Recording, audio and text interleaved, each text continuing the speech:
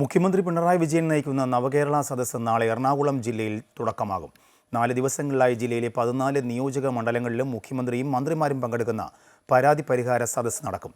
ജില്ലയിലെ UDF MLA-മാരും പ്രവർത്തകരും നവകേരള സദസ്സിൽ നിന്നും വിട്ടുനിൽക്കണമെന്നും ജില്ലാ കോൺഗ്രസ് നേതൃത്വം അറിയിച്ചു. മുഖ്യമന്ത്രിയും മന്ത്രിമാരും ഒന്നിച്ചു നടത്തുന്ന ജനകീയ പരാതി പരിഹാര പരിപാടി നവകേരള സദസ്സ് വ്യാഴാഴ്ച എറണാകുളം ജില്ലയിൽ പര്യടനം നടത്തും. ജില്ലയിലെ 14 നിയമസഭാ മണ്ഡലങ്ങളിലായി 4 ദിവസം കൊണ്ടാണ് നവകേരള സദസ്സ് പര്യടനം പൂർത്തിയാക്കുന്നത്. രാവിലെ അങ്കമാലിയിൽ നിന്നും ആരംഭിക്കുന്ന പ്രഭാത യോഗത്തിനു ശേഷം തൃശൂർ ജില്ലയിലെ ചാലക്കുടിയിൽ നടക്കുന്ന സദസ്സിൽ പങ്കെടുത്ത ശേഷം ഉച്ചകഴിഞ്ഞാണ് മുഖ്യമന്ത്രിയും മന്ത്രിമാരും എറണാകുളം അങ്കമാലി നിയോജക മണ്ഡലത്തിലെ ആദ്യ യോഗത്തിന് എത്തുക. അങ്കമാലി കൂടാതെ ആലുവ, പ്രതിപക്ഷ നേതാവിന്റെ മണ്ഡലമായ പറവൂർ എന്നിവിടങ്ങളിലാണ് നാളെ സദസ്സ് നടക്കുന്നത്.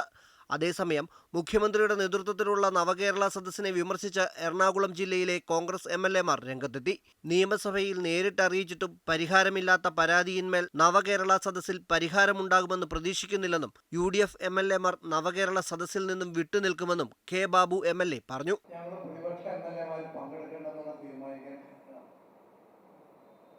ഒരു കാര്യവും നടക്കില്ല എന്നുള്ള ബോധ്യം കൊണ്ടാണ് ഈ 2.5 കൊല്ലക്കാലത്തിനിടയിൽ പറഞ്ഞ നിയമസഭയിൽ പറഞ്ഞിട്ടുള്ള ഒരു കാര്യവും, ഞാൻ മാത്രമല്ല മറ്റ് MLA-മാരും പറഞ്ഞ ഒരു കാര്യത്തിലും തീരുമാനം ഉണ്ടാകുന്നില്ല.